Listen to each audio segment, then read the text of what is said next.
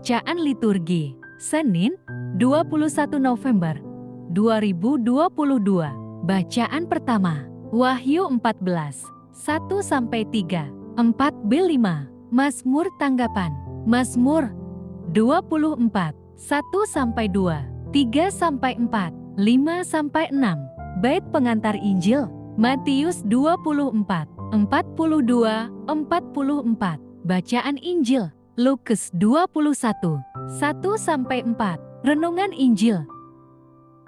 Bacaan pertama dari Kitab Wahyu.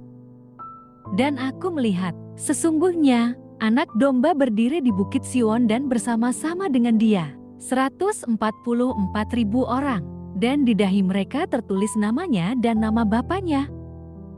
Dan aku mendengar suatu suara dari langit bagaikan desau air bah, dan bagaikan deru guruh yang dahsyat. Dan suara yang kudengar itu seperti bunyi pemain-pemain kecapi, yang memetik kecapinya. Mereka menyanyikan suatu nyanyian baru di hadapan tahta, dan di depan keempat makhluk dan tua-tua itu.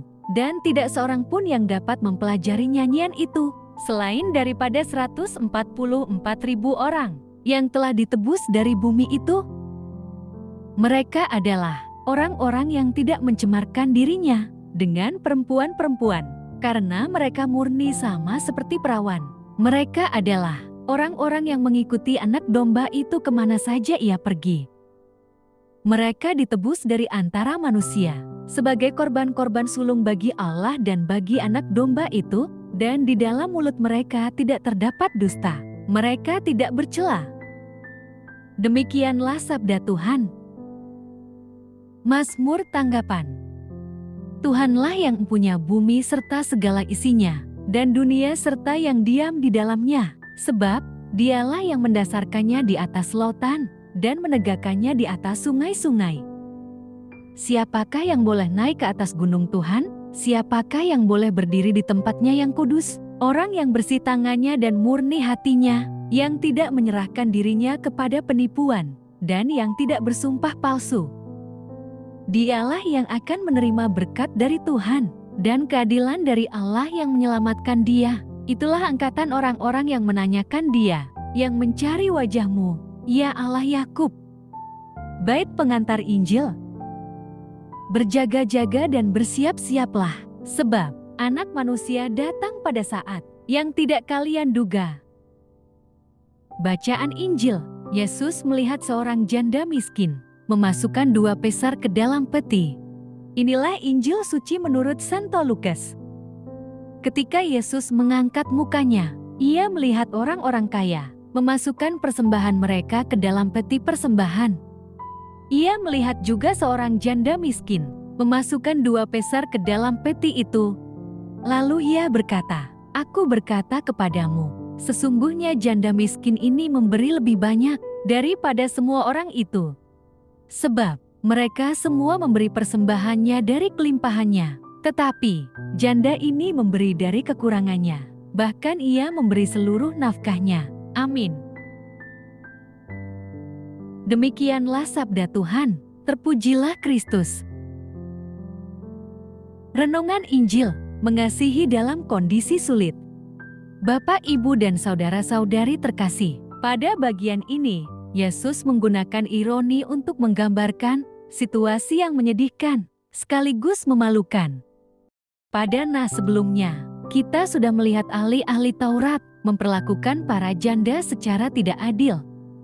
Walau sebenarnya Allah memerintahkan mereka untuk memperhatikan janda-janda itu. Bapak, Ibu, dan saudara-saudari terkasih, nas kali ini bercerita tentang seorang janda yang memberi persembahan di bait suci. Jumlah pemberiannya memang sedikit, namun secara persentase ia memberikan lebih banyak daripada orang kaya. Fenomena ini ironis sekaligus membuat Yesus begitu kagum. Bahkan, ia sampai memuji persembahan janda tersebut, bukan karena jumlah, tetapi ketulusannya. Nas ini menunjukkan bahwa memberi walau sedang dalam kondisi yang lemah, sangat menyenangkan Tuhan.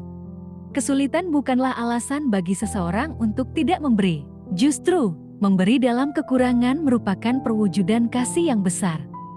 Bapak, Ibu, dan saudara-saudari terkasih, Tuhan ingin agar kita meneladani si janda yang memberi tanpa dipengaruhi oleh kondisi dan kesulitan. Mungkin ini terlihat bodoh bagi dunia.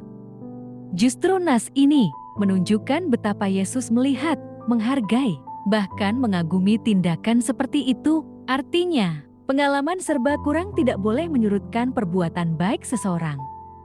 Sekarang, kita hidup dalam budaya dengan gaya hidup mewah. Keadaan ini membentuk kita menjadi egois, sehingga sulit untuk belajar memberi.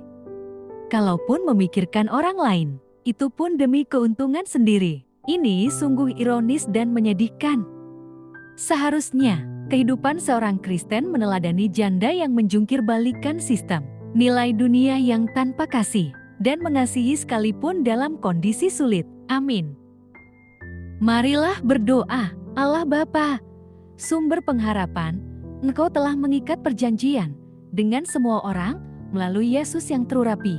Semoga kami selalu berpegang teguh pada Dia dan berkembang menjadi umat yang patuh setia.